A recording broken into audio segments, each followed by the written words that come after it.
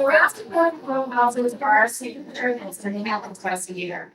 It gives artists a placement opportunity to respond to what's going on in our community, whether it be locally, nationally, or internationally. The Southern Survey was a concept after conversations I had with many artists in the community.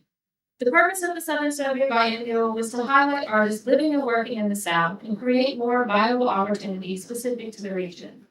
This is the second iteration of the Southern Survey, and I am thrilled. It's important that we continue to incentivize projects like this in giving artists opportunities to actually monetarily gain something. So there is a $25,000 prize, and that will be announced at the end of our workshops.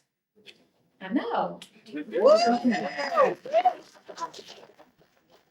I want to acknowledge our prize sponsors, Tony Chase and his wife Dina. Unfortunately, they couldn't be here today, but they were also the inaugural supporters, and they continue to just support us, and I cannot thank them enough for their generosity. So please, let's just give them a round of applause. I'd like to thank the PRH staff. You are an incredible group to work with. So Sydney, Trinity, Kyla, aka Baby Docent, Candy, Libby, Andrea, Maria, Brian, Ashley, Travis, Meredith, Jason, Crystalline, on-call docents, Claudia, and Magdalene. Thank you so much for all the hard work you all do.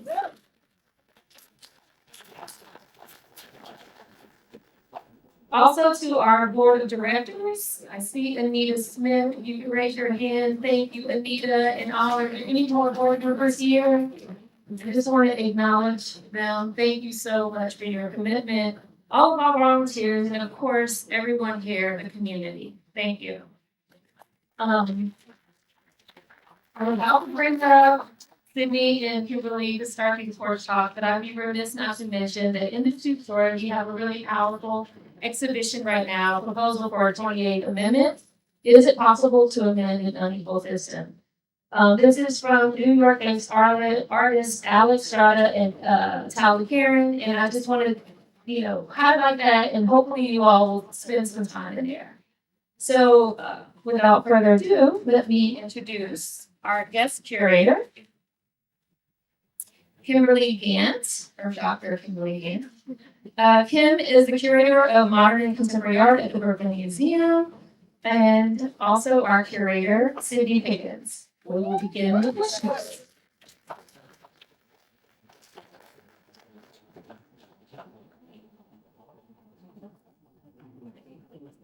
Thank you so much for everybody for coming today. I'm so excited to see so many people here to support this wonderful program. Project Row Houses has been around for so long, so to be part of this legacy and to be able to invite 7 new artists to become part of that legacy is just a really exciting opportunity. We're lucky to have such a beautiful day. And I don't want to take too long, but I just want to hear another round of applause for everybody.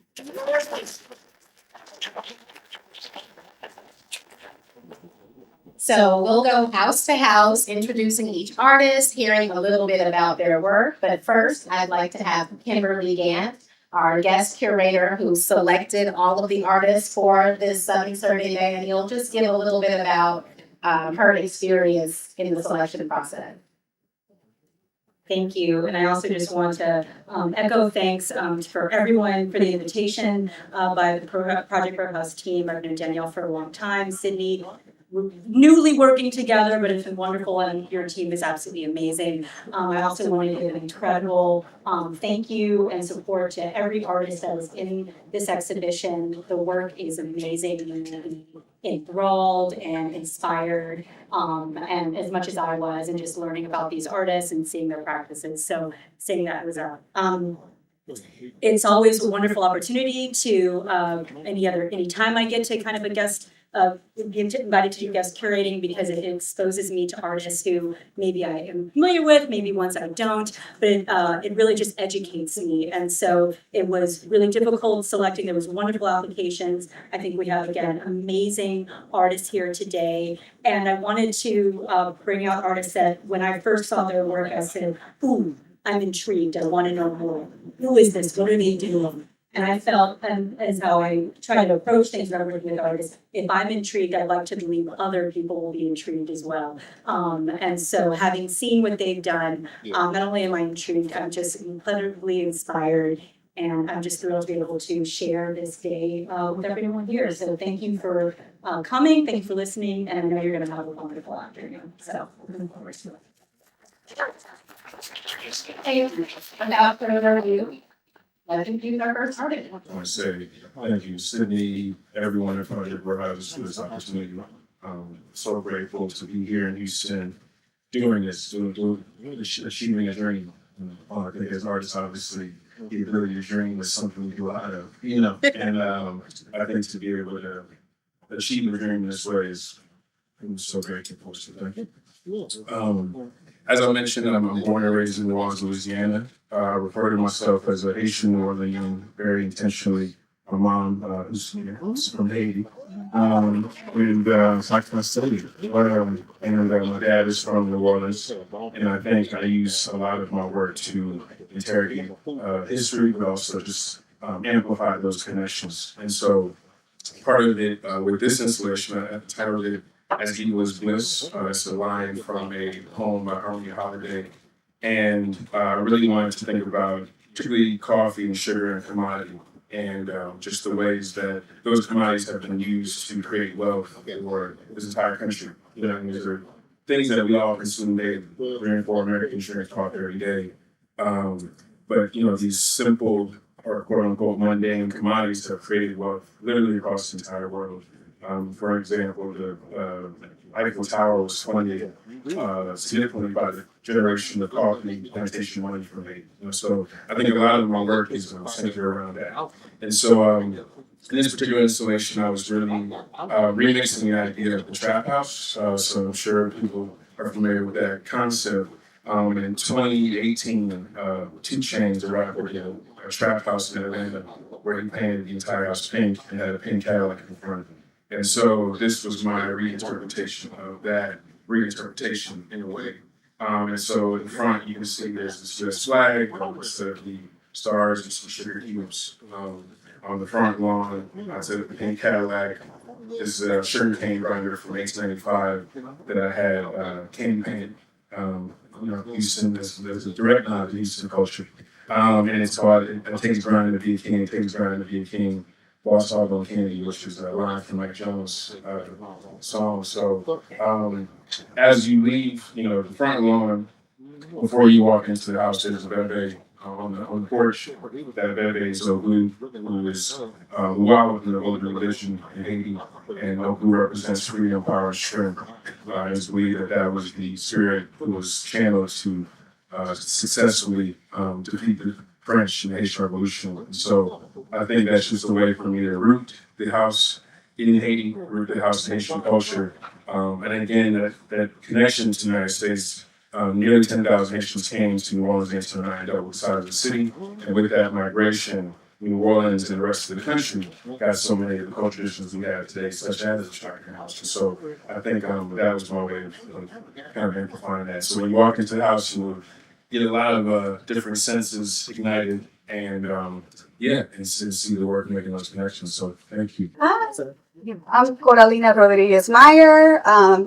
Thank you so much for coming to this home I get to share temporarily with Project Row House. This institution reflects so many of the values that I hope that Miami and Florida can aspire towards. I'm very grateful again for this opportunity. So I was born in the Everglades Swamp, which is technically a sovereign territory of the indigenous people of what we understand today to be called Florida. I was raised in the Caribbean, between the Caribbean and Miami. And I have begun this project in 2007 with my infertility diagnosis, almost 2 decades ago. And with documentary photography with the Linea Negra series, which you will see as you enter. There is a double consciousness infinity mirror of my collaborator, Tula Nikki Dawkins, who is a Jamaican griot, who's carrying forward many of the traditions that we in the Andes, my people are the Chibcha, the Muisca, we speak Chibcha. And we, at least on my abuela's side, we go back at least 11 generations on our matriarchal indigenous land. And so carrying forward those matriarchal traditions from several thousand years ago has required a tremendous amount of resilience and collaboration with our habitats. And so what you see as you enter is this kind of full spectrum psychic landscape that many of the matriarchs in Miami that are integrated communities have carried forward in the cooking, in the caring for, and many of the invisible labor systems that continue to support our families in spite of the violence. In Miami, we have the highest rates of infant and maternal mortality in the developed world, where Black and brown melanated folks who are pregnant are dying at 12 times the rate of white women birthing in hospitals. And upon becoming pregnant with my daughter in 2018, I pivoted from documentary photography to documentary sculpture with a much more ancient process of making, which comes from mummification. So all of what you will see in terms of sculpture are mummies that are created by, of, and for full spectrum integrated communities. That includes LGBTQ people, Haitian, Latinx, every sort of spectrum of culture identity, I hope, is represented in the resilience of these incredible matriarchs that are carrying these traditions forward. So I offer the Arco Cuichi back bridge in this installation, and I'm very grateful for this opportunity. So thank you so much, Pure Age, and thank you all for being here. By just feeling so grateful to be here and to share my work with you. And I'm like, while Violette and Seth have made so many friends, and it's just so interesting to me to be here and to hear about all of the work and all of the different issues and things that artists are advocating for. I'm just really excited, and I'm so grateful for all the work, and to Kimberly as well for curating the exhibition. I was told to hold this really close to my face. So there we go. So I'm originally from Canada. I'm adopted, and part of my work has to do with that adoption. I don't usually share that a lot, but throughout my life, I was searching for a sense of location. I didn't know where I was from, who I was, who my parents were. I was just born with a bunch of red hair and freckles, basically, and I just had to figure it out for myself. I've recently met my birth parents, and so I now do have a sense of, where I'm from, and just the history of, where I came from, basically.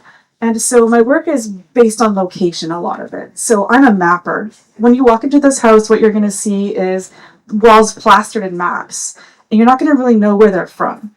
I think the mapping component of my work has come from a sense of wanting to belong and a sense of wanting to know where I'm from and a sense of location. So you're going to, when you walk in, I just guess that some people may feel, whoa, like there's everywhere but nowhere. You're going to see, feel me, I hope, as a human being everywhere but nowhere at once. So recently my investigation has been, we're these physical human beings living in this physical world with this physical topography, right? There's mountains, rivers, lakes, and streams, and trees everywhere we go. Well, most places that we go. But we also have a numerical representation online, right? What is the topography of the internet? Well, I'm wearing an iWatch. I just got one for my birthday. It's pretty new, right? So I can, text someone on this. At the same time, I can talk to my sister on this, right? And I can have a laptop open in front of me at the same time. So I can literally be at 3 places with windows until windows open at once.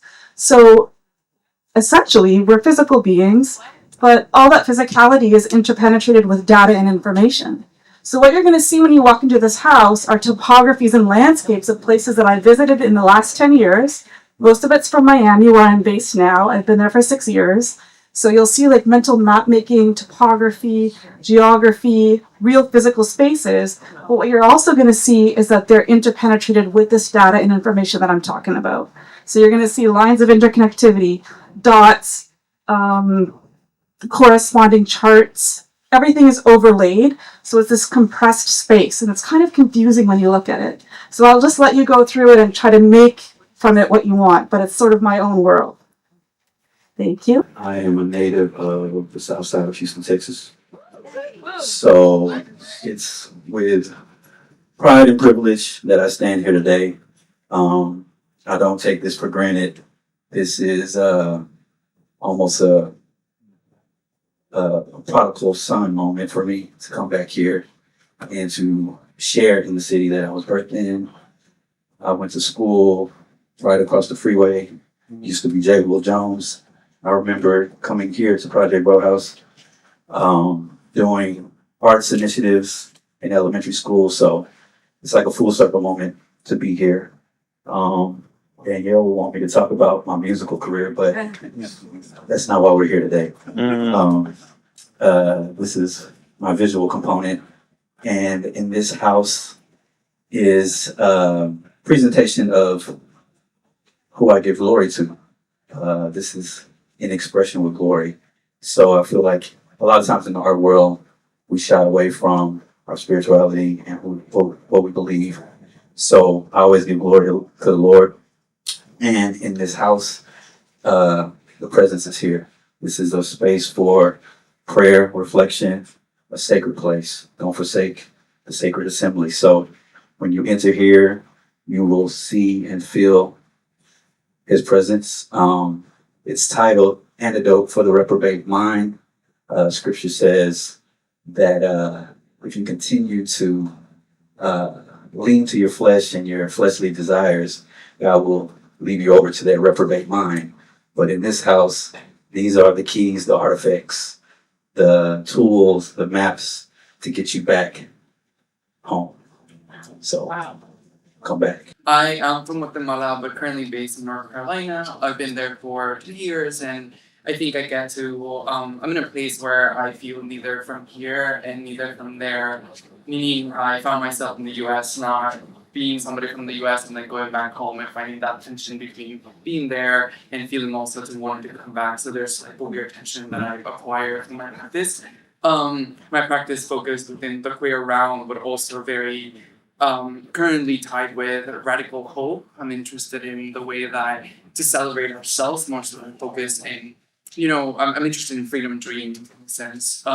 So the project is researching a lot of different immigrants from Central America that have moved to North Carolina and make connections between fruits and vegetables to find some sort of common ground about memories and how grounding ourselves through fruits and vegetables that remind us of memories of home and finding ourselves little pieces and eating pieces of home. So the work explores many different mediums, or sculpture, also installation, and a video. So I hope you all enjoy it and find some sort of, hopeful memories through special like fruits and vegetables. So thank you so much.